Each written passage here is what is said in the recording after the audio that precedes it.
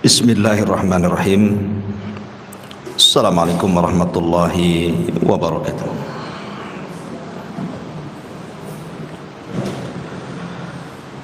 Alhamdulillah wassalatu wassalamu ala Rasulillah wa ala alihi wa sahbihi wa mawalah wa la hawla wa la quwata illa billahi wa ba'du. Alhamdulillah, di pagi menjelang siang ini kita kembali bisa duduk untuk bertalabul ilmi, dan kita masuk pada surah Al-Infitar dari kajian tafsir singkat dari surah-surah pendek dalam juz amma. Surah Al-Infitar ini secara tertib di dalam mushaf Al-Quran dia masuk pada surat ke-82 dengan jumlah ayat 81, jumlah ayat sekitar 19, kemudian jumlah kalimat 81 dan jumlah huruf 326 huruf. Dan surah Al-Infitar ini salah satu asbab nuzulnya adalah karena ada seorang musyrik yang bernama Al-Walid ibn Mughirah, dan ada yang mengatakan Ubay ibn Khalaf. Al-Walid ibn Mughirah ini adalah orang yang paling kaya di zaman itu. Dia menguasai tanah yang sangat luas sekali dan kebun kurma. Kemudian juga diberikan nikmat berupa anak-anak yang banyak. Dan dia berbangga dengan dunia yang dimilikinya. Dan Al-Walid ini diberikan kecerdasan oleh Allah Azza wa Jal karena dia seorang pujangga hebat Arab, dan dia sanggup menghafal sampai bukan hanya syair-syair Arab saja, sampai kepada syair-syair dari kalangan jin dia tahu. Makanya dia sangat dimuliakan di tengah-tengah orang-orang Arab jahiliyah, Al-Walid ibn Mughirah ini. Pada awalnya Al-Walid ibn Mughirah ini tertarik dengan Al-Quran. Dia mendengar ayat-ayat Al-Quran dari Abu Bakar Siddiq radhiyallahu an, akhirnya langsung datang kepada Rasul ingin mendengar langsung. Saking indahnya Al-Quran yang dibacakan Abu Bakar ataupun Nabi SAW, sehingga dia memuji habis Al-Quran. Masalahnya kemudian dia pun ditegur oleh Abu Jahal, bahkan diancam kalau dia masuk ke agama Muhammad maka dia akan ditinggalkan oleh orang-orang Quraisy. Akhirnya kemudian Al-Walid ini mengingkari Al-Quran padahal meyakininya. Dia tahu Al-Quran itu kalamullah, tapi dia ingkari. Terutama apabila Al-Quran itu bicara tentang Yaumuddin, hari kebangkitan. Maka Al-Walid ini sangat mengingkari hari kebangkitan, padahal dia tahu bahwa ada hari di sana manusia akan dibangkitkan. Dari sinilah Allah Subhanahu wa taala turunkan surah Al-Infitar pada ayat kalla bal tukadzibuna biddin. Sekali-kali jangan begitu wahai Al-Walid, bahkan kamu mendustakan hari pembalasan. Tetapi kaidah Al-Quran itu al-ibratu bi umumil lafzi la bi khususis sabab. Pelajaran Al-Quran itu diambil umumnya lafaz, bukan karena khususnya sebab ayat ini turun kepada Al-Walid ibnu Mughirah ataupun kepada Ubay ibn Khalaf. Artinya ayat ini juga sebagai peringatan kepada kita. Baik, kita akan baca ayatnya. A'udzubillahi minasyaitonir rajim. Bismillahirrahmanirrahim. Idzas samaa'un fatarat wa idzal kawakibun tatharat wa idzal biharu fujjirat wa idzal quburu bu'thirat alimat nafsum ma qaddamat wa akharat. Apabila langit terbelah dan apabila bintang-bintang jatuh berserakan dan apabila lautan dijadikan meluap dan apabila kuburan-kuburan dibongkar, maka setiap jiwa akan mengetahui apa yang telah dikerjakan dan yang dilalaikannya.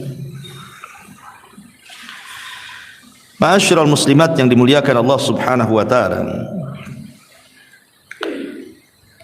Surah Al-Infitar ini sama dengan surah Al-Insyiqaq. Di permulaan ayatnya bicara tentang peristiwa besar pada hari kiamat, di mana Allah Subhanahu wa taala menyebutkan bagaimana kondisi langit saat kiamat. Ibu-ibu yang dirahmati Allah Subhanahu wa taala, kita tahu bahwa hari kiamat itu terjadi di hari Jumat. Sebagaimana hadis Nabi sallallahu alaihi wasallam mengatakan, khairu yaumin tala'at alaihi syamsu yaumul jum'ah. Fihi khuliqa Adam wa fihi udkhilal jannah wa fihi ukhrija minha wala taqumus sa'atu illa fi yaumil jum'ah. Sebaik-baik hari di mana matahari terbit adalah hari Jumat. Pada hari Jumat Adam diciptakan. Pada hari Jumat Adam dimasukkan ke dalam sorga. Pada hari Jumat juga Adam dikeluarkan dari sorga. Dan tidaklah tegak hari kiamat kecuali hari Jumat. Jadi kita tahu bahwa memang Nabi SAW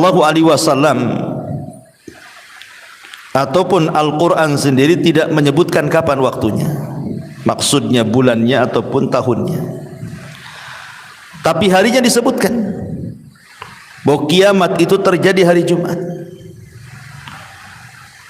Makanya sebagian binatang-binatang itu apabila di malam hari, malam Jumat, sebelum terbit fajar menyingsing itu dan sebelum terbit matahari,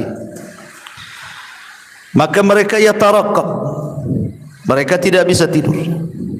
Dikhawatirkan tidak ada fajar lagi dan tidak terbit lagi matahari. Maknanya ketika itu terjadi berarti kiamat dibangkitkan.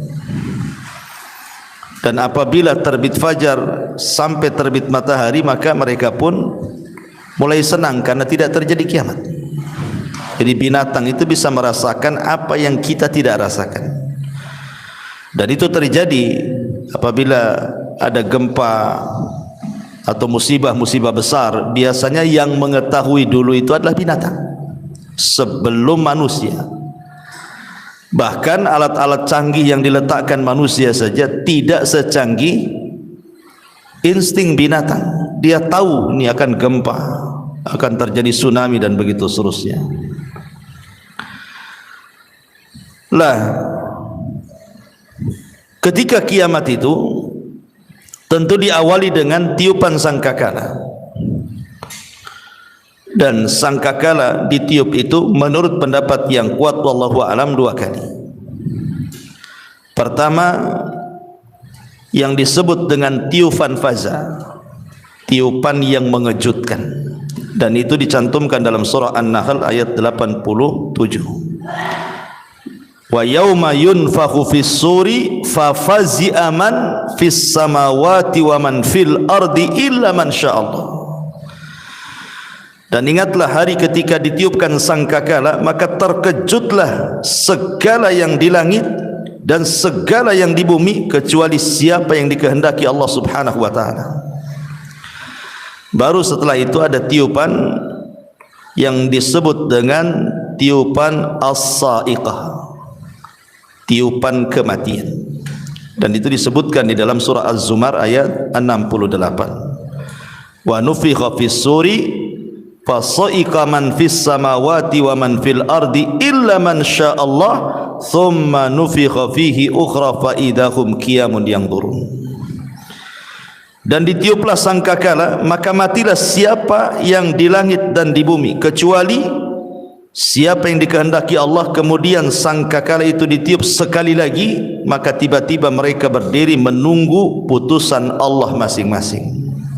Jadi ada tiupan kejutan dan kematian, ada tiupan kebangkitan.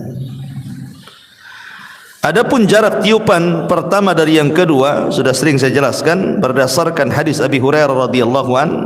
Tiupan itu terjadi jaraknya di angka 40. Bisa 40 tahun, bisa 40 bulan, bisa 40 minggu, bisa 40 hari, wallahu alam. Jarak tiupan pertama dan kedua itu.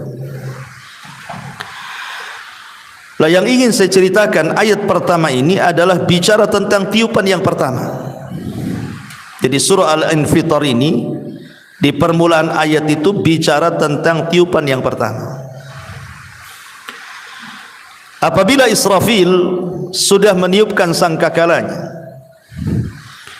maka suara sangkakala itu akan menghancurkan segalanya.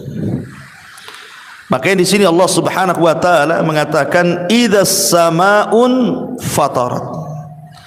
Apabila langit terbelah. Kondisi langit pada hari kiamat itu dijelaskan di beberapa ayat dalam Al-Qur'anul Karim. Pertama, kondisi langit saat tiupan sangkakala itu akan terjadi goncangan hebat. Langit itu akan terjadi goncangan yang luar biasa. Kemudian akan membukakan pintu-pintunya. Jadi pintu-pintu langit itu akan terbuka. Wa futihatis sama fakanat abwaba. Pintu-pintu langit akan terbuka saat goncang itu. Dan malaikat akan mengosongkan langit. Jadi malaikat akan turun dan mengosongkan langit. Dan Allah katakan dalam surah Tur ayat 9, yauma tamurrus sama'u maura. Pada hari ketika langit benar-benar digoncangkan Allah Azza wa Jalla.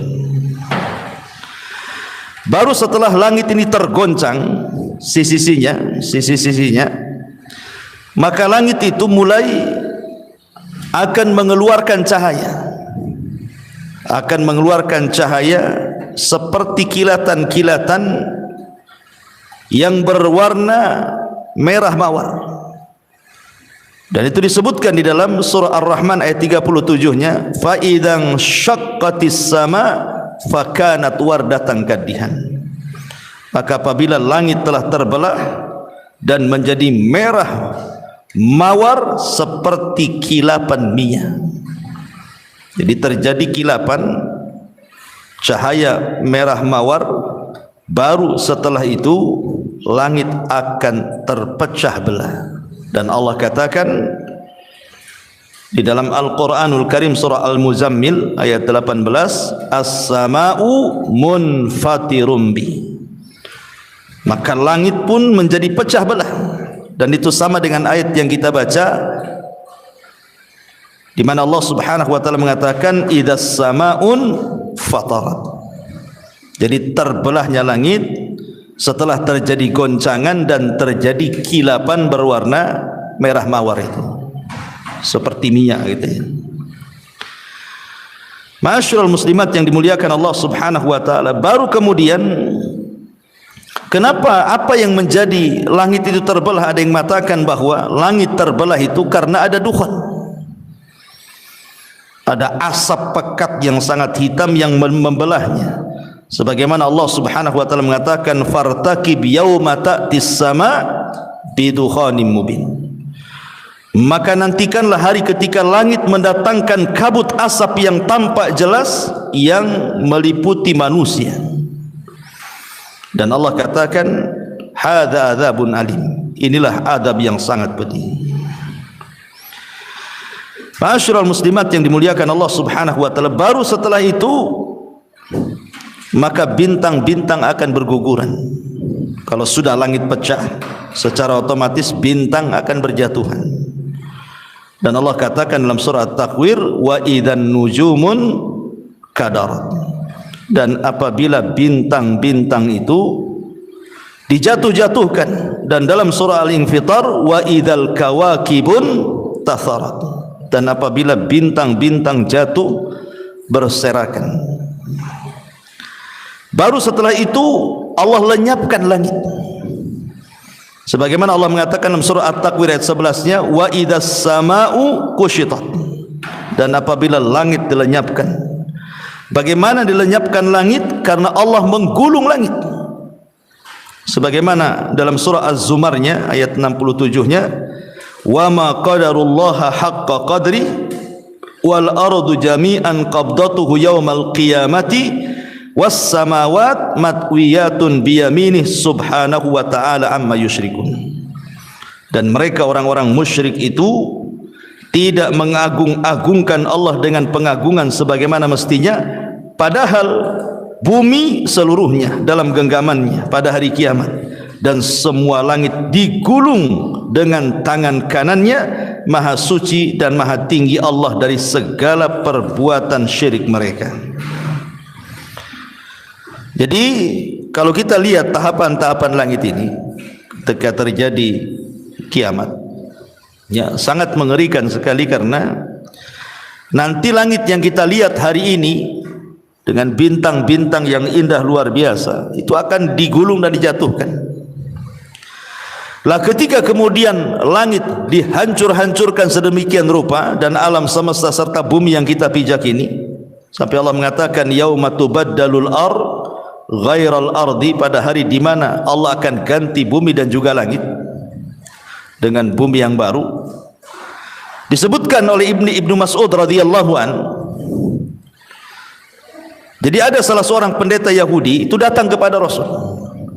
Pendeta Yahudi ini datang kepada Nabi sallallahu alaihi wasallam mengatakan, ya Muhammad, inna najidu anna Allah yaj'alus samawat 'alal isbi wal aradina 'ala isbi wasyajar 'ala isbi wal ma' 'ala isbi wathara 'ala isbi wasairal khalqi 'ala isbi fayaqulu anal malik. Fadhahikan Nabi sallallahu alaihi wasallam hatta badat nawajiduhu tasdiqan liqaulil habri thumma qara'a wa ma qadarullaha haqqa qadri wal ardu jami'an qabdatuhu yaumal qiyamah. Jadi pendeta Yahudi ini bertanya kepada Rasulullah, wahai Muhammad, sesungguhnya kami dapati dalam kitab suci kami, maksudnya Taurat, bahwa Allah akan meletakkan langit di atas satu jari, pohon-pohon di atas satu jari, air di atas satu jari, tanah di atas satu jari, dan seluruh makhluk di atas satu jari. Kemudian Allah berfirman, akulah penguasa atau akulah raja. Maka Rasul kemudian tersenyum sampai nampak gigi gerhamnya. Kemudian beliau membenarkan ucapan pendeta itu dan mengatakan firman Allah Azza wa Jalla, dan mereka, maksudnya orang-orang musyrik itu, tidak mengagung-agungkan Allah dengan pengagungan yang sebenar-benarnya, padahal bumi dan seluruhnya dalam genggamannya pada hari kiamat. Jadi ketika Allah Subhanahu wa taala karena kemurkaannya menghancurkan langit, menjatuhkan bintang-bintang, meluapkan air lautan dari tempatnya ke daratan dan menggempakan bumi, artinya sudah hancur tuh, sudah tidak ada makhluk lagi kan. Di sini Allah Subhanahu wa taala akan berteriak, ainal muluk, aina mulukud dunya, di mana raja-raja dunia, di mana raja-raja dunia gitu. Mana raja-raja yang pernah mengatakan saya raja? Kemudian Allah mengatakan limanil mulkul yaum, untuk siapa kerajaan ini, milik siapa raja ini, kerajaan ini milik siapa? Tidak ada yang jawab. Maka Allah Subhanahu wa taala menjawab sendiri, lillahil wahidil qahar, untuk zat yang maha satu, yang maha perkasa, lagi maha bisa menghukum segalanya. Ma'asyiral muslimat yang dimuliakan Allah Azza wa Jalla. Dari sini Allah mengatakan idzas samaun fatarat, apabila langit menjadi terbelah. Wa idzal kawakibun tatharat, dan apabila bintang-bintang jatuh berserakan. Ma'asyiral muslimat yang dimuliakan Allah Azza wa Jalla. Kita lihat bintang-bintang hari ini. Kalau kita melihat bagaimana kondisi bintang, kondisi matahari dan juga bulan, maka Al-Quran juga menceritakan bagaimana contohnya kondisi matahari saat kiamat itu. Allah mengatakan idzas syamsu kuwirat, apabila matahari digulung. Jadi matahari pun ikut digulung, ya. Kemudian keadaan bulan juga sama, Allah padamkan cahayanya. Fa idza bariqal basar wa khasafal qamar, apabila mata terbelalak ketakutan dan apabila bulan telah hilang cahayanya. Dalam ayat yang lain, matahari dan bulan itu dijadikan satu. Wa jumi'a syamsu wal qamar, matahari dan bulan dijadikan satu, sementara bintang-bintang itu dijatuh-jatuhkan. Jadi yang tidak jatuh itu hanya matahari dan bulan saja. Matahari dan bulan tidak jatuh. Kenapa? Karena matahari dan bulan ini kelak akan diletakkan di atas kepala manusia di padang mahsyar.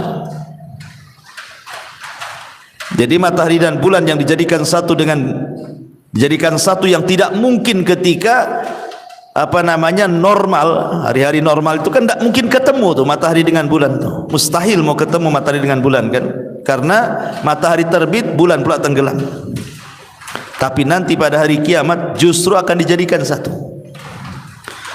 Dan apabila manusia sudah masuk ke dalam neraka, yang memang berhak untuk masuk neraka, dan sudah penduduk sorga masuk ke dalam sorga, maka nanti matahari dan bulan itu dipendamkan di neraka.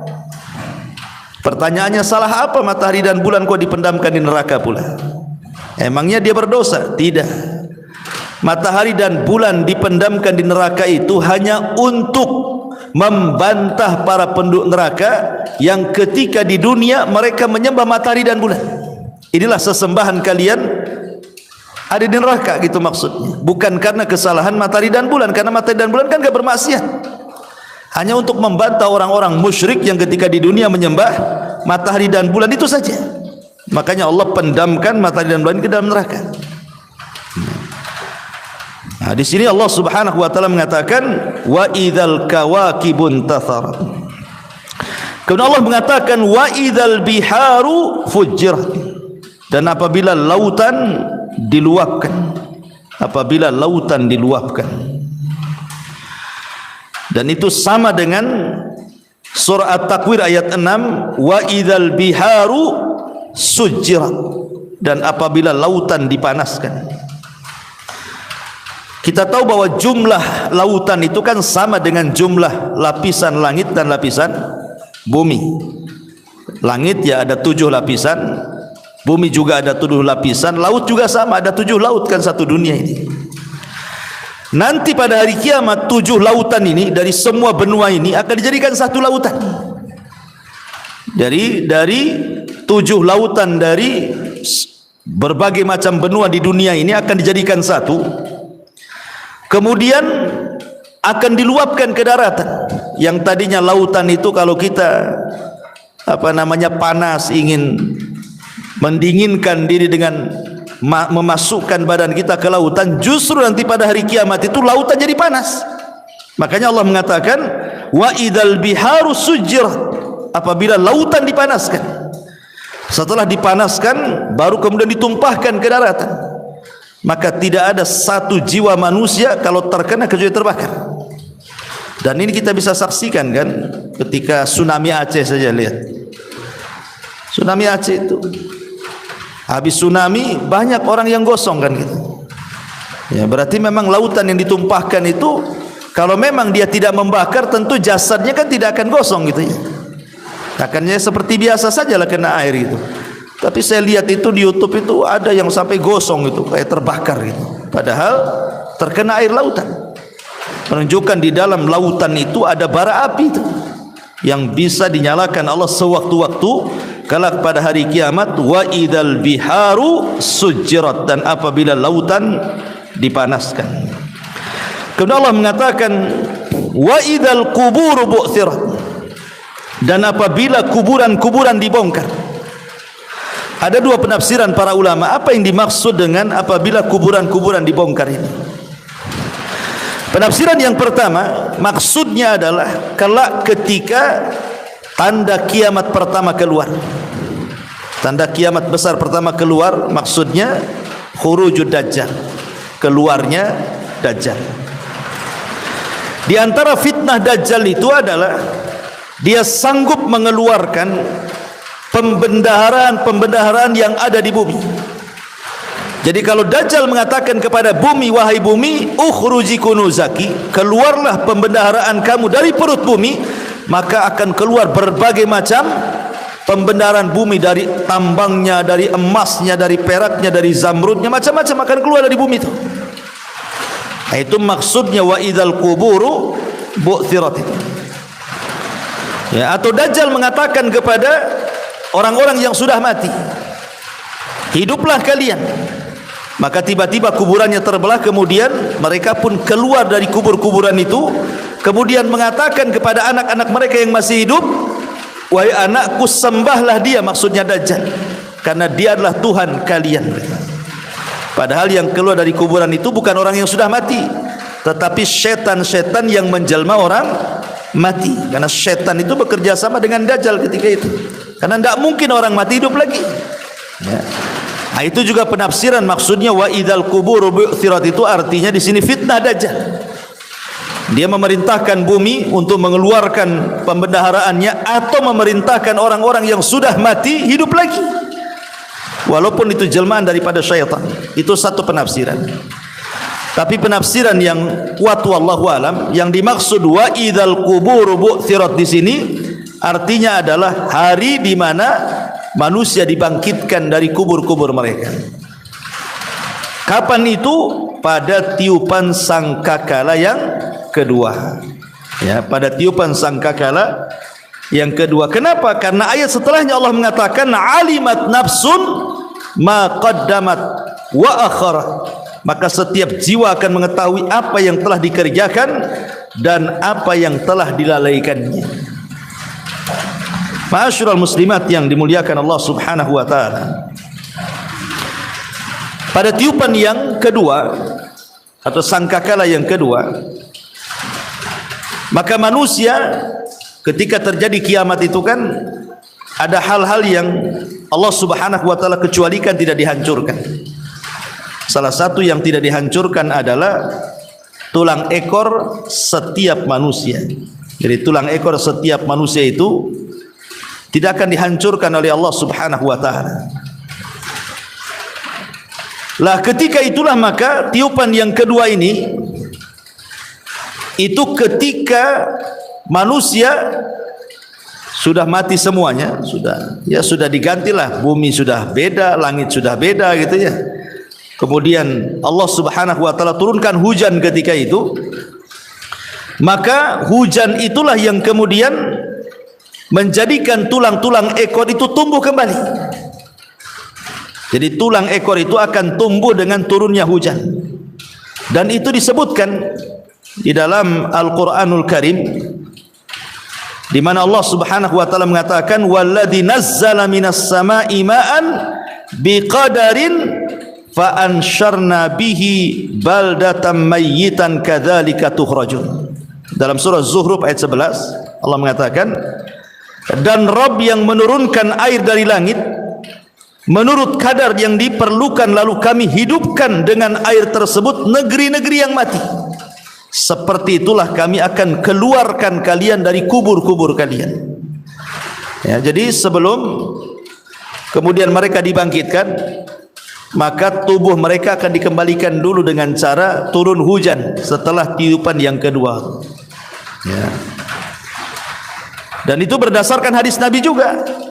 Thumma yursilullahu mataran ka'annahu atallu aw dhallu nu'manu syak fatambutu minhu ajsadun nasi thumma yunfakhu fihi ukhra fa idahum qiyamun yanzurun. Kemudian Allah menurunkan hujan bagaikan gerimis ataupun awan, maka tumbuhlah darinya jasad-jasad manusia, kemudian ditiupkan kembali sangkakala untuk kedua kalinya, maka tiba-tiba mereka berdiri menunggu putusan Allah masing-masing. Jadi kalau kita melihat hadis ini berarti hujan dulu, baru kemudian setelah jasadnya kembali ke tulang ekor mereka, baru ditiupkan sangkakala kedua, baru mereka bangun. Baru Allah lesatkan ruh-ruh mereka yang tidak dihancurkan pada hari kiamat. Bagi orang-orang yang beriman diletakkan di Illiyin, bagi orang-orang yang kafir diletakkan di Sijjin. Allah mengatakan wa idzan nufusu zuwizat, apabila jiwa itu melesat kemudian dimasukkan ke jasadnya masing-masing, disitulah kemudian manusia dibangkitkan. Lah ketika manusia dibangkitkan, maka Nabi SAW mengatakan yuhsyaruna yaumal qiyamah khufatan uratan ghurlan buhman. Jadi mereka dibangkitkan itu tidak menggunakan pakaian, artinya tidak ada alas di badan, tidak menggunakan sandal, kembali tidak dikhitan, dan tidak ada harta di badan, kata Nabi. Ya, seperti layaknya ketika kita awal dilahirkan, itulah dibangkitkan. Lah ketika awal dibangkitkan inilah manusia sudah tidak kenal siapapun, dia hanya kenal dirinya sendiri saja dan bagaimana cara menyelamatkannya. Dan itu dijelaskan di dalam Al-Quranul Karim. Yauma yafirrul mar'u min akhi wa ummihi wa abihi wa sahibatihi wa banihi likulli imri'in minhum yauma idzin sya'nun yughni. Di mana manusia lari dari saudaranya, lari dari ibu bapanya, lari dari istri dan anak-anaknya. Setiap manusia sibuk masing-masing. Sampai Aisyah radhiyallahu anha menggambarkan, Rasul kalau manusia dibangkitkan telanjang, lalu kami gimana? Kaum Hawa, kaum wanita yang telanjang itu tentu akan dipandang aurat kami oleh laki-laki. Maka Nabi SAW mengatakan, wahai Aisyah, hari itu kondisinya berbeda. Nggak ada orang yang memandang aurat orang itu, tidak ada. Orang sibuk masing-masing itu kan, karena orang lari dari sini dari sana. Baru setelah manusia itu sudah nggak karuan, yang dari timur ke barat, barat ke timur, ke selatan ke utara, bingung orang itu. Barulah kemudian ada suara panggilan dari jauh sekali untuk berkumpul di satu titik yang disebut dengan mahsyar. Jadi ketika manusia sudah lari sana sini karena kebingungan mereka, baru kemudian terdengar satu teriakan dari satu titik, maka semua manusia mengarah ke situ. Lah disinilah terjadi banyak hal, ya, karena tidak jelas kan gitu ya, jarak tempuh panggilan itu ke tempat kita menuju panggilan itu. Berapa jaraknya kita tidak tahu. Tidak disebutkan berapa kilometernya, kan tidak tahu kan, berarti kan bisa saja dekat, bisa saja jauh gitu. Untuk ke panggilan itu. Lah disitulah berbagai macam manusia diuji oleh Allah Subhanahu wa ta'ala. Ada orang yang menuju panggilan itu menggunakan kendaraan. Ya, mereka pakai kendaraan, Allah berikan kendaraan. Seperti orang-orang yang berkurban gitu ya. Boleh jadi kurban itu akan jadi kendaraan dia kelak pada hari kiamat untuk menuju ke panggilan itu. Ada juga mungkin mereka yang menuju ke panggilan itu berjalan dengan kepalanya, kakinya di atas. Ya. Ketika sahabat Nabi SAW bertanya soal orang-orang musyrik yang mengolok-olok Nabi SAW, bagaimana mungkin orang bisa berjalan dengan kepala kaki di atas? Namanya berjalannya kaki dulu kan itu. Maka Rasul mengatakan, zat yang mampu menjalankan kalian di dunia dengan kakinya, dia pun sanggup menjalankan manusia dengan kepalanya. Jadi ada berjalan dengan kepala itu menuju panggilan itu. Ada juga yang kemudian dikecilkan oleh Allah Azza wa Jalla tubuhnya. Jadi untuk menuju ke panggilan itu jadi kecil dia. Di tengah-tengah manusia yang sangat besar sehingga dia terseok-seok karena takut diinjak. Dan mereka adalah orang-orang yang disebutkan dalam hadis Nabi SAW, al-mutakabbirun, orang-orang yang sombong. Ketika dia merasa sombong di dunia, Allah kecilkan badannya seperti semut di akhirat. Bayangkan betapa lamanya dia akan sampai ke tujuan. Kalau kecil kan, langkahnya kan kecil gitu, belum lagi takut terseok-seok gitu. Kemudian ada juga yang berjalan dalam kondisi pincang, dalam kondisi pincang, dalam kondisi miring gitu ya. Seperti hadis Nabi SAW ketika seorang laki-laki yang memiliki dua istri kemudian tidak adil kepada salah satunya, kata Rasul, nanti pada hari kiamat akan berjalan miring ya. Pincang karena ketidakadilannya itu. Kemudian juga macam-macam disebutkan dalam hadis itu, orang yang berjalan menuju panggilan itu dalam bentuk berbagai macam. Ada yang enggak punya daging, wajahnya itu hanya tulang belulang seperti orang yang meminta-minta. Ada yang berjalan seak-seok sana sini gitu ya, kayak orang mabuk, kesetanan, seperti para pemakan riba ya. Karena dalam Al-Quran sendiri Allah mengatakan, alladzina ya'kuluna riba la yakumuna illa kama yakumul ladzi yatakhabbatuhu syaitanu minal mas. Orang-orang yang memakan riba itu tidak dapat berdiri melainkan seperti berdirinya orang yang kerasukan setan ya, karena mereka gila. Jadi ya oyong bahasa kitanya ya, miring sana miring sini, orang mabuk. Kapan sampainya ke panggilan itu juga makan riba itu ya. Dan banyak lagi itu ya. Seperti Nabi mengatakan, ma yazalur rajulu yas'alun nas hatta ya'tiya yaumal qiyamah laisa fi wajhihi muz'atu lahmin. Seseorang yang selalu meminta-minta pada orang lain di dunia, kelak ketika dibangkitkan dalam keadaan tidak ada sekerat daging sama sekali di wajahnya, hanya tengkorak saja ke sana kemari gitu, menakutkan. Subhanallah, ini mengerikan, tidak bisa kita bayangkan. Coba berapa hari, berapa bulan, berapa tahun sampai ke panggilan itu. Ini manusia sudah kelelahan. Ketika sampai di panggilan itu bukannya enak gitu ya, manusia akan berdiri lama di situ, 50.000 tahun dijelaskan itu. Tapi sekali lagi ini hanya untuk orang-orang kafir saja. Orang-orang yang beriman tentu tergantung hisabnya. Kalau hisabnya mudah ya tidak lama gitu ya. Apalagi tanpa hisab ya tidak akan mungkin tinggal di situ langsung direct masuk surga. Tapi disitulah kan banyak peristiwa ya. Seperti akhirnya Nabi SAW menunggu umatnya di telaganya. Karena ketika itu kan matahari didekatkan di atas kepala, kepanasan, haus.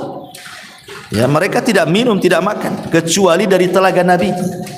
Ya, umat Islam ia mengikuti telaga Nabi SAW, minum dari situ kalau ditakdirkan minum.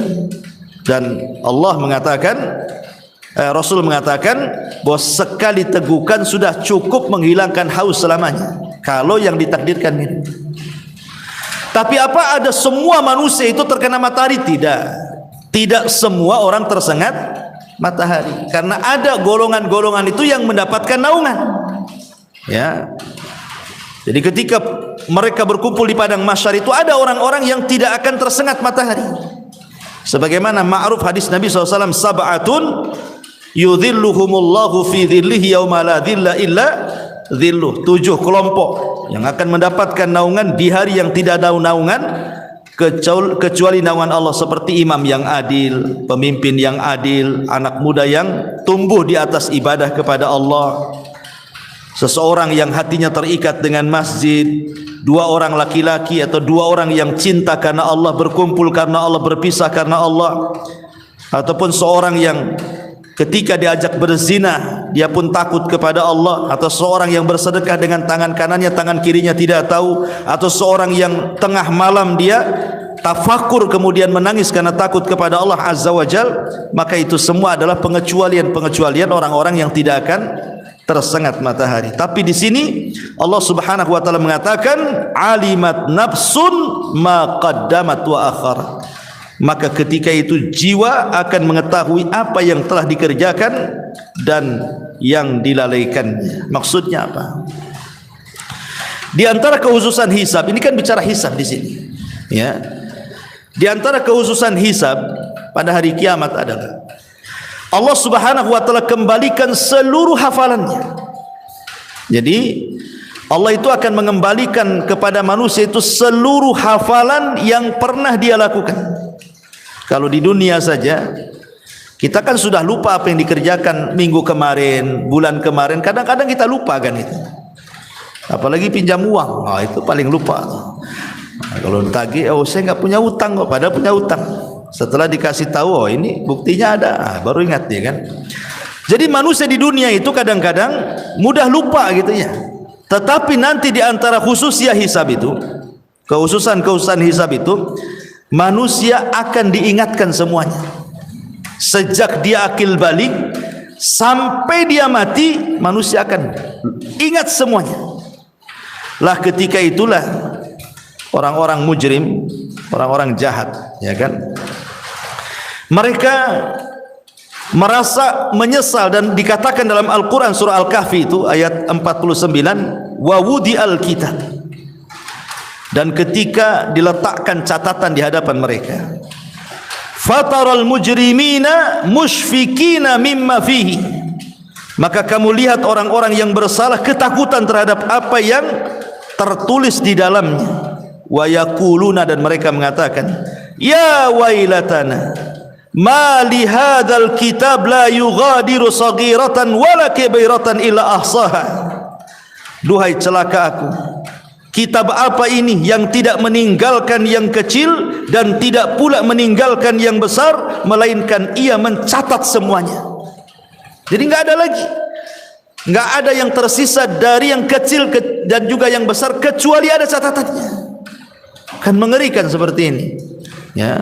Kok kayak gini catatannya, kok tahu semua gitu ya. Padahal dia sendiri ketika di dunia tidak ingat. Baru setelah membaca catatannya, baru dia pun ingat. Di sini Allah mengatakan alimat nafsun ma qaddamat wa akharat. Maka manusia, setiap jiwa akan mengetahui apa yang telah dikerjakannya dan dilalaikannya. Jadi semua terinci di situ. Kalau sudah begitu, apa yang harus dikatakan di hadapan Allah? Makanya ketika catatan itu disodorkan, manusia terbagi dua tuh. Ya. Ada manusia yang membangkang, tidak mengakui, oh saya tidak pernah melakukan itu. Ketika dia melihat catatannya itu, dia nggak yakin, nggak percaya bahwa itu yang ia lakukan. Dia berusaha untuk berdusta kepada Allah Subhanahu wa taala, bahwa dia tidak pernah melakukan syirik, dia tidak pernah bermaksiat, dia tidak pernah zalim. Dia bantah semua catatannya itu. Lah ketika dia mulai membantah itulah, disitulah Allah Subhanahu wa taala akan datangkan saksi. Ya, kalau sudah datangkan saksi, macam mana mau bantah lagi? Makanya Allah mengatakan, wa yauma nakhtimu ala afwahihim wa tukallimuna aydihim wa tashhadu arjuluhum bima kanu ya'malun. Ketika mereka mengatakan, oh dusta ya Rabb, itu tidak benar saya, tiba-tiba mulutnya dikunci, nggak bisa ngomong lagi. Apa yang bicara? Tangan yang bicara sekarang. Jadi mulutnya langsung dikunci karena dia tidak mengakui perbuatan dosanya, maka tangan mulai bicara. Kemudian kaki pula jadi saksi. Sekarang apa yang harus dihadapkan di hadapan Allah? Ya. Bahkan lebih daripada itu, kulitnya pun bicara. Kulit kita ini akan bicara di hadapan Allah. Untuk membantah lisan yang mengatakan aku tidak pernah melakukan ini, kulit pun bicara bahwa iya, badan ini telah melakukannya. Sampai akhirnya kemudian lisan ini ngomong sama kulit, lima syahidtum alaina, wahai kulit, kenapa engkau menjadi saksi bagi badanmu sendiri? Maka kulit mengatakan, antakanallah, Allah yang buat aku bicara. Artinya kalau seandainya badan kita jadi saksi ya, ini saja sudah cukup sebenarnya. Tetapi saksi-saksi di akhirat ini bukan hanya sekedar tangan kita bicara, kaki kita bicara, kemudian kulit kita jadi saksi, bahkan bumi yang kita pijak pun jadi saksi. Sehingga Allah mengatakan dalam surah Al-Zalzalah itu, idza zulzilatil ardu zilzalaha wa akhrajatil ardu athqalaha wa qala al-insanu ma laha yauma idzin tuhadditsu akhbaraha. Pada hari itu bumi ikut bicara. Bumi itu ikut jadi saksi gitu ya. Bahwa si fulan benar. Pada tanggal sekian, hari sekian, malam sekian, bulan sekian, tahun sekian, maksiat sebelah sini. Nah, repot juga tuh. Mau lari kemana tuh? Cukup sampai di sini? Tidak. Malaikat jadi saksi. Semua akan jadi saksi. Pada seandainya Allah menjadi saksi itu sudah cukup. Tapi bagaimana Allah Subhanahu wa taala ingin membuat peradilan seadil-adilnya, tidak ada saksi yang dibayar. Semua akan bicara. Sehingga mereka terdiam orang-orang mujrim ini. Karena apa? Mau ngomong gimana lagi? Ya, wa alimat nafsum ma qaddamat, alimat nafsum ma qaddamat wa akharat. Setiap jiwa akan mengetahui apa yang dikerjakan dan dilalaikannya. Gak bisa mengelak lagi dia. Ini yang disebut dengan hisab yang sulit namanya. Hisab yang sulit itu dimulai dengan bantah membantah, ingkar mengingkari. Tetapi kalau hisab mudah, maka orang-orang yang dihisab mudah mereka tidak akan mengingkari. Mereka justru mengakui, betul engkau melakukan itu? Ya. Betul engkau melakukan ini? Ya. Dia akan bantah. Ya. Sehingga ketika Allah bertanya kepada orang-orang yang diberikan hisab yang mudah itu, justru yang ditanyakan itu dosa-dosa kecil. Dosa besarnya tidak ditanyakan. Ketika dia mengakui dosa-dosa kecilnya, maka Allah Subhanahu wa taala akan tutupi dosa besarnya. Dan mengatakan, karena engkau sudah mengakui perbuatanmu, maka dosa-dosa besarmu aku tutupi, aku ampuni. Nah, inilah mendapatkan hisab yang mudah. Karena ada hisab yang sulit, ada hisab yang mudah. Makanya kata Rasul, man nukisha halak. Siapa yang saat dihisab dia bantah membantah, dia tidak terima gitu ya, dia pun akhirnya membantah apa yang ada di catatan, hancur dia, celaka dia kata Rasul. Tapi siapa yang ketika hisabnya dia mengiyahkan, dia mengakui perbuatan dosanya, ketika ditanya apakah engkau melakukan seperti ini, dia mengatakan iya, maka pertanda hisabnya mudah. Itulah bedanya hisab sulit dengan hisab mudah di sini. Alimat nafsun ma qaddamat wa akharat. Setiap jiwa akan mengetahui apa yang telah dikerjakan dan apa yang telah dilalaikan. Kalimat ma qaddamat wa akharat, ada beberapa penafsiran para ulama. Maksudnya qaddamat itu apa yang dilakukan pada awal mula manusia itu hidup, mungkin di awal-awal masih muda. Qaddamat itu maksudnya ketika di masa muda. Wa akharat ketika di masa tuanya. Jadi semua akan ditanya itu, masa mudanya akan ditanya, masa tuanya pun akan ditanya. Makanya kata Nabi SAW, la tazulu qadama abdin hatta yus'al an arba. Tidak mungkin bergeser kaki anak Adam sampai ditanya 4 perkara. An umrihi, tentang umurnya, kemana dia habiskan. Wa an syababihi, ya, dan juga masa muda. An umrihi maksudnya umur secara keseluruhan, ya, baik tuanya sebelum matinya ditanya, terutama masa muda juga ditanyakan gitu. Kenapa kemudian masa muda ini ditanya, padahal muda ini kan bagian daripada umur gitu ya. Karena rata-rata orang yang melakukan kejahatan itu di masa muda. Karena betapa banyak orang-orang yang di masa muda dia melakukan kejahatan, kemudian setelah dia tua dia bertobat. Sebagaimana Allah Subhanahu wa taala berfirman dalam Al-Qur'an, Rabbi auzi'ni an ashkura ni'mataka allati an'amta 'alai wa 'ala walidayya. Ya Tuhanku, berilah aku ilham untuk tetap mensyukuri nikmat-Mu. Sebagian para ulama mentafsirkan ini isyarat orang-orang yang usianya sudah menginjak 40 tahun ke atas. Mulai dia berpikir bosan maksiat gitu bahasa kitanya ya. Sudah mulai pengen tobat, pengen hijrah, pengen baik ya. Sudah mulai 50, 60 kan sudah mulai dia bosan dengan maksiat itu ya. Jadi ada yang seperti, tapi ada juga masa mudanya jahat, masa tuanya lebih jahat lagi. Nah, tapi semua akan ditanya, mau masa mudanya, mau masa tuanya, tetap akan ditanya. Ini satu penafsiran. Penafsiran yang kedua, ma qaddamat wa akharat. Maksudnya setiap jiwa akan mengetahui apa yang telah dikerjakan. Qaddamat itu maksudnya bicara tentang umat-umat sebelum kita. Ya, maksudnya bukan umat ya namanya manusia dari umat Islam yang awal-awal ya, seperti kelasnya para sahabat, para tabi'in gitu ya. Wa akharat ini umat akhir-akhir.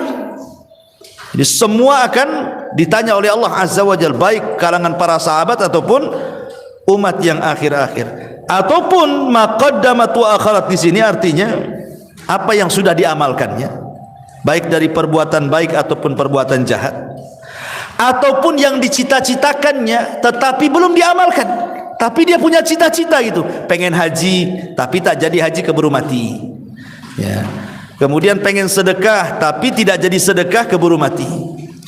Atau dari perbuatan maksiat gitu ya, dia sudah ancang-ancang tuh, kalau saya punya uang saya ingin begini, tapi maksiat dia, tapi belum dilakukan. Semuanya akan dicatat dan akan dibalas ya, baik yang sudah dilakukan ataupun yang hanya sekedar dicita-citakan, yang terlalaikan dari dia.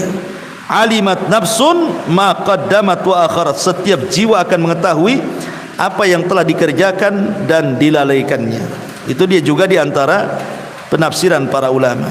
Kemudian Allah Subhanahu wa taala katakan, ya ayyuhal insanu ma gharraka bi rabbikal karim alladzi khalaqaka fasawwaka fa'adalak fi ayyi suratin ma syaa rakkabak kalla bal tukadzibuna biddin wa inna 'alaikum lahafidin kiraman katibin ya'lamuna ma taf'alun.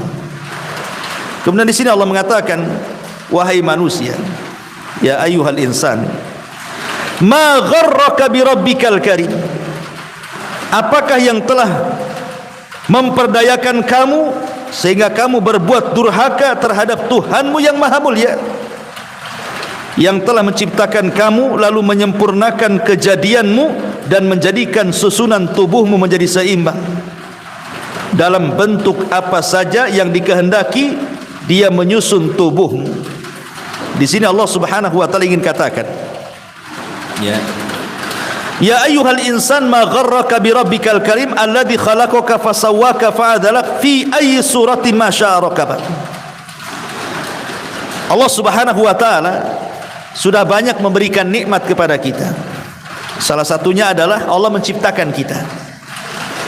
Kemudian setelah Allah menciptakan kita, tidak hanya cukup menciptakan, tapi fasawwa, menyempurnakan ciptaannya, meletakkan mata di situ, hidung di situ, tangan di situ gitu ya, sempurna betul. Coba bayangkan kalau mata taruh di dengkul, gimana tuh ngelihatnya? Kan susah juga, nggak bisa melihat ke atas. Telinga taruh di atas kepala kan itu, susah juga. Tangan taruh di kaki, kaki taruh di tangan, susah. Tetapi Allah Subhanahu wa taala sempurnakan tuh. Ya, mulai dari letak mata, letak hidung, letak kuping, letak tangan, dan begitu seterusnya. Bukan hanya itu saja, fa'addalah, diseimbangkan. Tangan kanan dengan tangan kiri tidak ada berat sebelah. Mata kanan, mata kiri tidak ada besar sebelah. Telinga kanan, telinga kiri tidak ada budeg sebelah gitu ya, istilahnya itu. Betul-betul seimbang, termasuk juga berjalan dengan dua kaki itu seimbang. Tidak ada manusia, tidak ada makhluk ya yang diciptakan Allah yang seimbang berdiri dengan dua kaki kecuali manusia. Coba lihat binatang, nggak ada binatang itu yang bisa berdiri dengan kedua kaki, nggak ada ceritanya. Paling berjalan dengan perut ya kan, seperti ular, cacing gitu ya. atau bungkuk walaupun dengan kedua kaki seperti ayam atau yang lainnya, atau dengan 4 kaki, pokoknya tidak ada sebaik manusia ini. Ya, bukan hanya itu saja, fi ayyi suratin ma syaa rakkaba, dalam bentuk apa saja dikehendaki dia menyusun tubuhmu. Coba bagaimana kalau Allah membentuk kita seperti keledai, seperti buaya, seperti harimau, enggak ada bedanya kita dengan binatang kan? Tapi Allah Subhanahu wa taala sudah ciptakan fi ahsani taqwim, sebaik-baik bentuk. Makanya Allah Subhanahu wa taala menyinggung, "Loh, nikmat Allah yang demikian besar kepadamu ini, ya ayyuhal insan ma gharraka bi rabbikal karim." Ya. Wahai manusia, apa yang menyebabkan kamu melakukan tipu daya kepada Allah Subhanahu wa taala, Tuhan yang telah memuliakan kamu? Seolah-olah tidak bersyukur gitu maksudnya.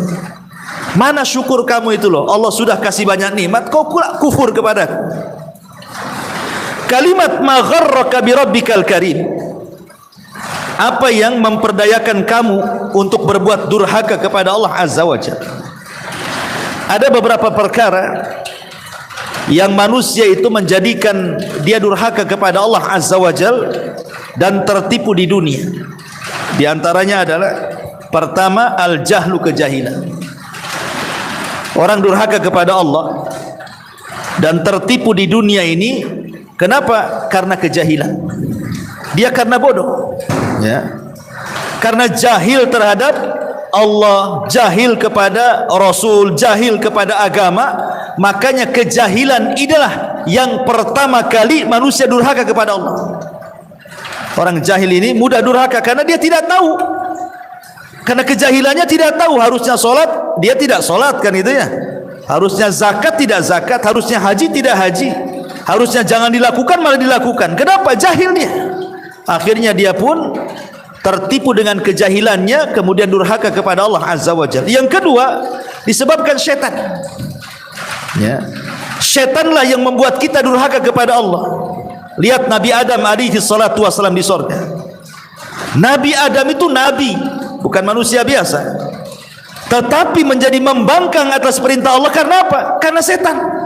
Setan yang ngasih was-was Adam, makan, akhirnya makan buah larangan. Akhirnya Adam pun durhaka dengan Allah Subhanahu wa taala. Kemudian yang ketiga, kawan yang jelek, kawan yang buruk. Hati-hati berkawan itu. Makanya Abu Talib itu saat detik-detik wafatnya, sebenarnya Abu Talib itu sudah mengakui agama yang paling hak itu agama Rasulullah. Karena lisannya yang ngomong begitu. Dia ngomong sama Ali radhiyallahu anhu, putranya, dan mengatakan, "Ya Ali, kalau bukan karena aku takut dicela manusia, sudah ku peluk agama Muhammad itu." Jadi tidak masuk Islamnya Abu Talib itu karena takut dicela kawan-kawannya. Nah, itulah kawan-kawan yang buruk. Ya, kawan-kawan yang buruk itu akan menyesatkan kita sehingga kita durhaka dengan Allah Azza wa Jalla.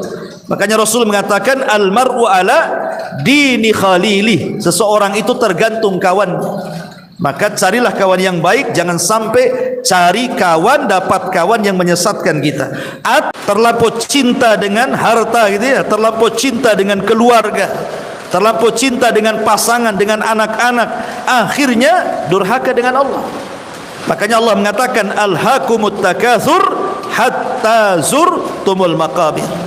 Yang melalaikan kita dari ketaatan Allah, terkadang berlomba-lombanya kita mengejar dunia. Ya, ini 4 perkara yang menjadikan manusia itu durhaka dengan Allah Subhanahu wa taala. Ataupun saya tambah yang kelima, berdasarkan perkataan Fudail ibn Iyad, karena manusia mengira bahwa Allah Subhanahu wa taala itu Maha Rahim, Allah itu maha luas rahmatnya. Walaupun saya maksiat, nanti sewaktu-waktu saya bertobat, nanti juga Allah ampuni. Akhirnya kemudian asih maksiat, lupa tobat dia. Karena terbayang-bayang nikmat Allah, rahmat Allah itu lebih luas kan gitu. Nantilah kapan lu tobat? Nanti nunggu umroh katanya. Habis umroh tak tobat-tobat juga. Kapan lu tobat? Nunggu haji katanya. Habis haji tak tobat juga. Karena berpikir bahwa kapanpun tobat, kan Allah Maha Pengampun tuh, luas rahmatnya. Akhirnya dilalaikan dengan keyakinan Maha Pengampunnya Allah, maha luasnya rahmat Allah. Akhirnya tidak mau tobat, tetap durhaka kepada Allah tuh. Jadi Ini pun perkara-perkara seperti inilah yang menjadikan orang itu tertipu, akhirnya durhaka dengan Allah. Makanya solusinya, kalau itu kebodohan, belajar.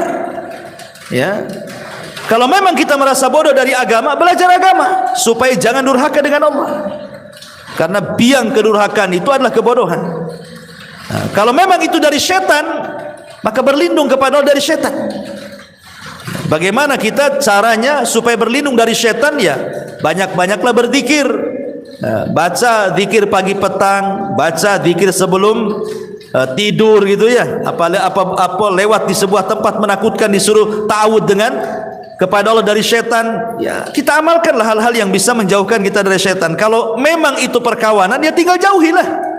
Oh, ini kawan gak beres ini, jauhi saja, ngapain blokir nomornya, ya kasih kawan yang lain saja. Kalau kawan jelek ngapain pula dipertahankan kan, ya buat mabuk aja nanti. Kemudian kalau memang itu urusan dunia, ya kurangi. Minimalnya kalaupun dunia dikejar, cukuplah dunia itu di tangan, jangan sampai dimasukkan ke dalam hati. Kaya boleh, tapi jangan sampai melampau. Ya, Islam tidak melarang orang kaya. Yang Islam larang itu kalau meletakkan kekayaan dalam hati dan tujuan hidupnya itu hanya kekayaan saja. Kenapa demikian? Karena Rasul yang mengatakan kalau kekayaan itu menjadi tujuan hidupnya, maka kefakiran akan diletakkan di kedua matanya. Kata Rasul nih, ya, man kanatid dunya hammuhu, barang siapa yang dunia ini angan-angannya, ja'alallahu faqrahu baina ainaihi, Allah jadikan kefakirannya di antara kedua matanya itu. Makanya banyak orang kaya itu diadab dengan kekayaannya, Bu. Bukannya orang kaya itu nikmat dengan kekayaannya, tidak, justru diadab dengan kekayaannya. Aneh gitu ya. Orang kaya itu harus kan menikmati itu. Tapi ada orang kaya diadab dengan kekayaannya. Seperti apa? Ada orang kaya itu lebih miskin daripada orang miskin. Orang miskin saja kadang-kadang kerja, pamannya dia tukang bangunan atau mungkin jadi supir apa, ojek, sudah jelas waktunya kan, jam sekian udah istirahat.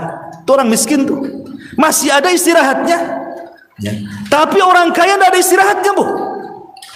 Dia sudah ngantor nih dari pagi jam sekian, nanti pulang kantor itu entah apa lagi diceritain nih, malamnya mikir lagi bisnis.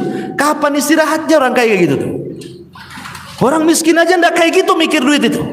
Pokoknya sudah ada uang beli beras bisa makan, udah selesai orang miskin tuh. Ada waktu-waktu untuk keluarga gitu ya. Orang kaya kadang-kadang enggak tuh. Ya malam ya mikir duit, siang mikir duit. Itu kan sama dengan diazab dengan kekayaan tuh namanya. Harusnya kan orang kaya makin lebih senang dibandingkan orang miskin kan. Ada waktu lebih sama keluarga lebih banyak lagi, sama Allah lebih luas lagi. Ini enggak. Makin kaya makin jahat dia. Waktunya 24 jam itu untuk duit. Na'udzubillah.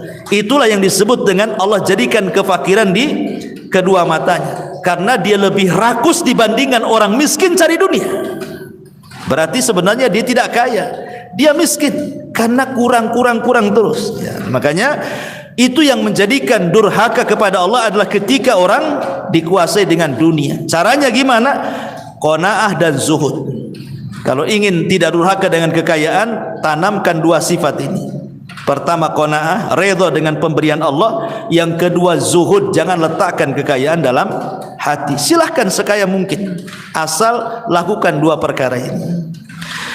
Inilah yang kemudian Allah Subhanahu wa taala katakan, ma gharraka bi rabbikal karim. Wahai manusia, apakah yang telah memperdayakan kamu berbuat durhaka terhadap Tuhanmu yang telah menciptakan kamu, lalu menyempurnakan kejadianmu dan menjadikan susunan tubuhmu menjadi seimbang dalam bentuk apa saja yang dikehendaki. Dia telah menyusunmu, dan ini nikmat Allah Subhanahu wa taala. Makanya Allah katakan, kalla bal tukadzibuna biddin. Sekali-kali janganlah begitu, bahkan kamu mendustakan hari pembalasan ya. Jadi sebab orang itu kenapa durhaka dengan Allah, kenapa orang itu banyak maksiat gitu ya, banyak melakukan kezaliman, banyak melakukan maksiat, banyak melakukan kemungkaran-kemungkaran, sebabnya satu, kalla bal tukadzibuna biddin. Karena kalian tidak yakin bahwa di sana ada hari kebangkitan. Kalau orang yakin di sana ada hari kebangkitan nih, bahwa semua amalan manusia akan dipertanggungjawabkan. Tidak mungkin orang itu melakukan maksiat karena takut kan, wah saya kalau berzina nanti ini adabnya ini, kalau saya mencuri nanti adabnya gini, kalau saya berdusta nanti adabnya ini, kalau saya bergibah nanti adabnya. Kalau orang yakin betul dengan hari kebangkitan, ada kehidupan setelah kematian, manusia itu akan terlahir baik, Bu, akan terlahir baik. Makanya di antara rukun iman itu adalah al-iman bil yaumil akhir, iman dengan hari akhir. Pertebal iman dengan hari akhir, karena semakin tebal iman dengan hari akhir, maka kita terlahir menjadi orang baik, orang yang jujur, disiplin, tanggung jawab. Kenapa? Karena takut bahwa di sana ada pertanggungjawaban. Ya, samalah dengan orang bekerja di perusahaan. Kalau kalian tidak buat laporan, saya pecat. Apa enggak ketakutan kita buat laporan? Ya. Nah, seperti itulah. Dan ingat bahwa laporan kepada Allah itu sangat teliti. Kadang-kadang manusia bisa dibohongi, tapi laporan kepada Allah tidak bisa. Kalla bal tukadzibuna biddin. Sekali-kali jangan seperti itu. Bahkan kamu mendustakan hari pembalasan. Wa inna alaikum lahafidhin. Dan sungguh bagi kami malaikat-malaikat yang mengawasi pekerjaan. Artinya di sini di kiri kanan kita ini ada pencatat. Kiraman katibin, yang mulia di sisi Allah dan yang mencatat amal perbuatanmu. Maksudnya di kiri kanan setiap manusia itu ada raqib dan juga atid. Dan sudah saya jelaskan dulu bahwa raqib dan atid ini akan mencatat semua perbuatan manusia, semua ucapan manusia, baik yang terkandung dosa dicatatnya, baik yang terkandung pahala dicatatnya, baik yang tidak terkandung dosa ataupun pahala, dua-duanya dicatat. Semua dicatat, tidak ada yang tidak dicatat, semua dicatat. Bahkan Imam Ahmad ketika dia sedang sakit parah, dia itu hanya bilang aduh bahasa kitanya. Saking sakitnya Imam Ahmad bilang aduh gitu ya, mungkin bahasa kita ya. Ngereng lah, gimana orang sakit itu kan pasti ada erengan gitu ya dari tulisannya. Muridnya mengingatkan Imam Ahmad dan mengatakan, ya Imam, innal anin kalamun wa innal kalama yuktab indallah. Wa Imam, suara aduh dari orang sakit itu bagian daripada ucapan, dan setiap ucapan akan dicatat. Langsung diam Imam Ahmad. Dia merasakan sakit, diam, tidak bersuara ketika diingatkan muridnya tuh. Ya itulah Imam Ahmad ibn Hanbal rahimahullahu taala kan gitu ya. Ya. Kalau hanya orang mengereng karena kesakitan saja, dianggap catatan dan dianggap bicara dan itu akan dicatat, gimana orang yang melakukan omongan-omongan yang kotor gitu ya, makin lagi dicatat. Naudzubillah. Kiraman katibin ya'lamuna ma taf'alun, mereka mengetahui apa yang kamu kerjakan. Ya. Wallahu alam ya. Saya kira masih panjang ya pembahasannya, mungkin jadikan 2 pertemuan lah. Kita sampai di sini dulu untuk sampai ayat ke 12 ya. Kita bagi 2 saja karena pembahasan dari ayat 13 dan selanjutnya cukup panjang. Taib, sebelum saya tutup, silahkan kalau ada yang mau bertanya.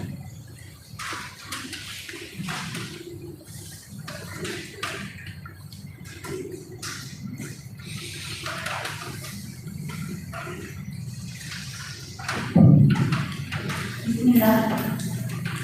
Assalamualaikum Ustaz. Waalaikumsalam warahmatullahi wabarakatuh. Iya. Pada pembahasan ayat-ayat yang sebelum surat Al-Baqarah ini, ada perkataan yang Ustaz ucapkan atau penjelasan mengenai ketika hewan kambing dan kambing berkelahi, Allah juga akan minta Ustaz. Iya. Juga seorang muslim ketika menzalimi orang lain tetap ada salahnya. Itu bukti kebesaran Allah di sini yang saya sampaikan. Terus pada ayat ini, pada ayat ini dikatakan setan-setan bekerjasama dengan Dajjal. Itu apa maksudnya di situ, Ustaz? Sementara apapun yang dilakukan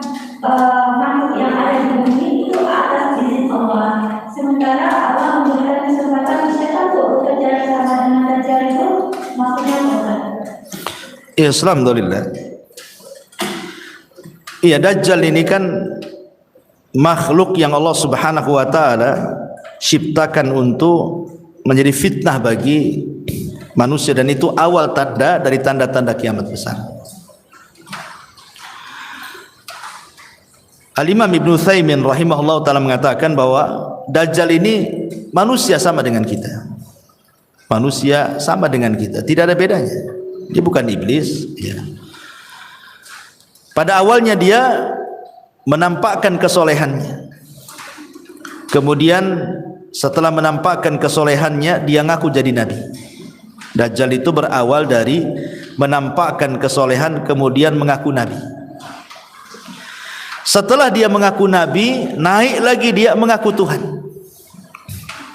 Ya, Dajjal itu dari menampakkan kesolehan, kemudian naik lagi ngaku nabi, naik lagi jadi ngaku Tuhan. Dan ketika dia mengaku Tuhan itulah Allah Subhanahu wa taala berikan khawariqul ada. Khawariqul ada itu maksudnya peristiwa-peristiwa kejadian yang tidak lazim bagi manusia. Diberikan kesaktian, diberikan rububiyah Allah Azza wa Jalla atas kehendak Allah untuk memfitnah manusia. Dan Dajjal diizinkan bekerja sama dengan syaitan. Makanya ketika disebutkan dalam hadis yang sahih itu, ketika Dajjal membawa orang-orang Arab yang jahil ke kuburan orang-orang tua mereka, maka Dajjal mengatakan, keluarlah kalian dari kubur-kuburan kalian. Maka terbelahlah kuburan, kemudian keluarlah orang-orang yang di kuburan. Kemudian dalam riwayat ini disebut padahal itu adalah jelmaan syaitan, ya, bukan orang yang sudah mati.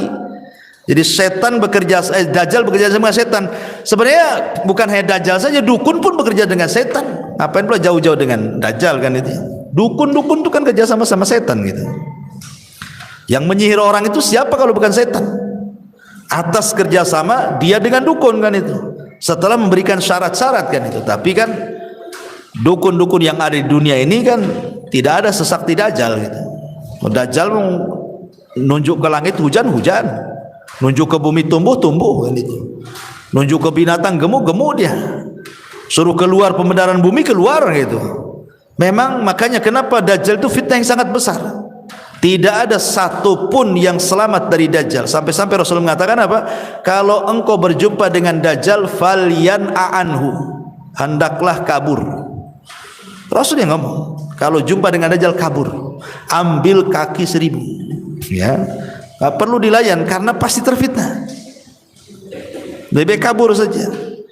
Dan kalau seandainya Dajjal itu memperlihatkan samping kanannya api dan samping kirinya air, maka kata Nabi SAW, pejamkanlah mata kalian, masuklah ke yang disangka api itu, jangan masuk ke yang disangka air.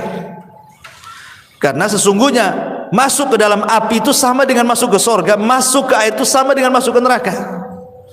Tapi kata Rasul, karena rahmatnya Rasul dengan umatnya, suruh memejamkan mata, jangan dilihat gitu ya. Takut terfitnah maksudnya. Sampai seperti itu gitu ya. Jadi memang Dajjal bekerja sama dengan setan, ya, dukun dia bekerja sama dengan setan untuk menyesatkan manusia ya tentunya. Wallahu a'lam. Yang kedua, Ustaz. Iya. Di sini dikatakan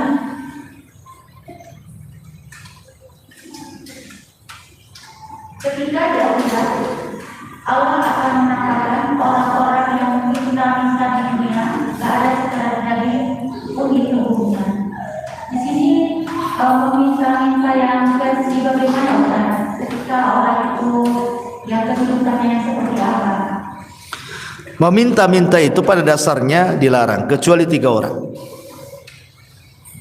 Meminta-minta itu dilarang, masuk dalam hadis ini. Nanti pada hari kiamat wajahnya tinggal tulang dan tidak ada sekerat daging sedikit pun. Maksudnya selain yang 3. Yang pertama 3 orang itu maksudnya kalau dia orang miskin dan disaksikan, ada saksi dari orang-orang adil, orang-orang yang memang dipercaya bahwa dia orang miskin, maka dia boleh. Umpamanya di perumahan di sini memang semua orang perumahan di sini ngomong dia orang miskin, ya, dan tidak bisa kerja kecuali hanya dengan minta. maka boleh, kan sudah ada ininya, rekomendasi kan. Memang orang itu miskin, tidak bisa kerja, udah tua, namanya janda tua gitu kan, hidup sebatang kara di situ, nggak ada yang ngurus anak-anaknya. Orang ini orang miskin, ya boleh itu. Mau kerja pun kerja apa, nggak sanggup dia. Ya. Yang kedua, seorang musafir, dia di kampungnya kaya, safar dia ke Batam, hilang dompetnya, habis ATM-nya semua di situ. Mau makan pakai apa dia? Terpaksa dia minta-minta, hanya untuk sekedar ya makan, sekedar dia dan sekedar dia bisa balik. Nah, itu boleh minta-minta. Karena gimana coba kalau nggak matilah dia. Apalagi safar zaman dulu kan beda dengan safar zaman sekarang. Kalau safar zaman dulu susah, di padang pasir habis bekalnya umpamanya, mana coba? Ya, itu boleh minta-minta. Atau dia miskin gara-gara bantu orang. Dulunya dia kaya, bantu orang jadi miskin. Nah, itu boleh. Dia meminta-minta, kemudian hanya sekedarnya saja sampai dia ekonominya pulih. Selain 3 orang ini tidak boleh minta-minta, apalagi jadi profesi.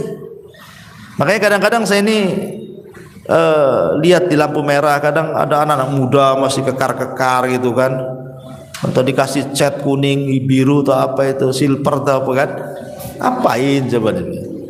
Kalau dia loh jadi helper bangunan tuh bisa itu, kekar badannya lebih hebat tuh, bagus lagi, ngapain coba minta-minta kayak gitu? Nggak usah dikasih, karena dia nggak berhak minta-minta orang kayak gitu tuh. Ya, kecuali nampak ada nenek-nenek kasihan, ya mungkinlah kita kasihan kan. Ini memang orang susah kan nampak gitu. Tapi orang yang ini masih muda bisa kerja, ngapain pula di sini kan itu? Nggak usah dikasih orang kayak gitu. Ya, kecuali kalau dia jualan tisu kan jelas tuh, jualan koran, jualan apa itu kan memang dia jual beli di situ ya. Soal mahal itu urusan dia. Kalau ibu beli itu insya Allah ibu menolong dia tuh. Jangan pula bagus beli di pasar, padahal beda 1.000 tuh. Beli saja kan, nolong dia, nggak ada masalah. Bismillah, mudah-mudahan itu sedekah dia. Ya. Tapi kalau minta-minta itu nengok rupanya dulu, nengok mukanya, ini muka kayak gini kalau minta-minta. Kan itu ya. Allahu a'lam. Ya. Apa ada benar bagi kita dengan konteks hadis yang mengatakan ketika seseorang menikah, walaupun dia berada di atas kuda sekalipun kita akan memberi. Dan ketika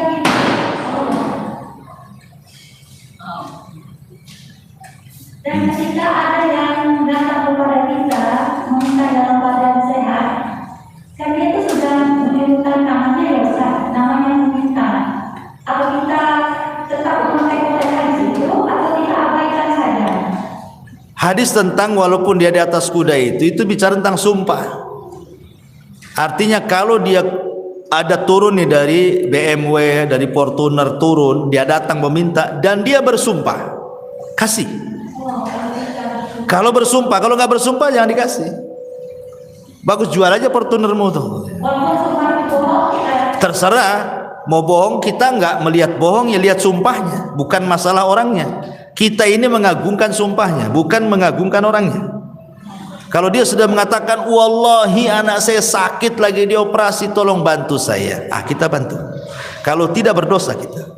Walaupun tak banyak lah, mungkin tidak bisa nih, saya masih bisa 20.000, tetap harus dikasih. Walaupun dia turun dari Fortuner tuh. Kalau dia sudah wallahi, karena kita melihat wallahinya, bukan lihat orangnya. Sebab kalau tidak kita ngasih, berarti kita merendahkan sumpahnya, bukan orangnya. Makanya dalam ilmu tauhid itu, kalau ada orang yang datang bersumpah meminta-minta, wajib dikasih, walaupun dia turun dari kuda. Maksudnya walaupun turun dari, walau zaman sekarang ya Fortuner atau CRV gitu ya. Kalau dia sudah bersumpah. Tapi kalau nggak bersumpah nggak usah lah. Enggak semua. Satu lagi dari tadi pada bab yang terakhir Ustaz katakan ketika orang itu tidak berkembang baik dalam diri kita, yang mengacau dalam kehidupan kita boleh memblokir, mau mengenai istilah kita boleh memutuskan hubungan dengan dia. Apakah itu ada ketentuan terkait ketika seorang muslim 3 hari tidak boleh bertemu lagi Ustaz? Sekarang kalau teman itu tidak mengambil manfaat, kan Allah mengatakan Fadzakir in nafa'ati dzikra. Fadzakir in nafa'ati dzikra. Berilah peringatan kalau memberikan peringatan itu ada manfaatnya. Kalau enggak ada manfaatnya ngapain? Ya, kita sudah punya kawan diingetin kan, enggak berubah juga kan itu. Ya enggak usah tinggalkan. Bagus kita cari kawan yang lain gitu maksudnya. Nah, jadi kita menjauhi dia karena enggak ada manfaatnya. Nah, kita kan mau berkawan yang ada manfaatnya. Ya, bukan masalah menghajar dia, tidak. Sekarang kalau saya makin berkawan makin jadi kita yang kesedot dia, bukan dia kesedot kita. Karena orang Arab mengatakan as-sahibu sahib, kawan itu nyedot. Ya, pasti kawan itu akan mempengaruhi setiap perkawanan. Daripada saya yang terpengaruh, bagus saya tidak mau ketemu dia lah. Apalagi dia ganggu di handphone, ngirim artikel nggak jelas gitu, boleh diblokir. Blokir sementara gitu ya. Ya kalau dia tobat buka lagi kan itu. Kalau tak tobat biarinlah. Kita doakan saja. Wallahu a'lam. Subhanakallahumma bihamdika asyhadu an la ilaha illa anta astaghfiruka wa atubu ilaik. Wallahu ta'ala. Assalamualaikum warahmatullahi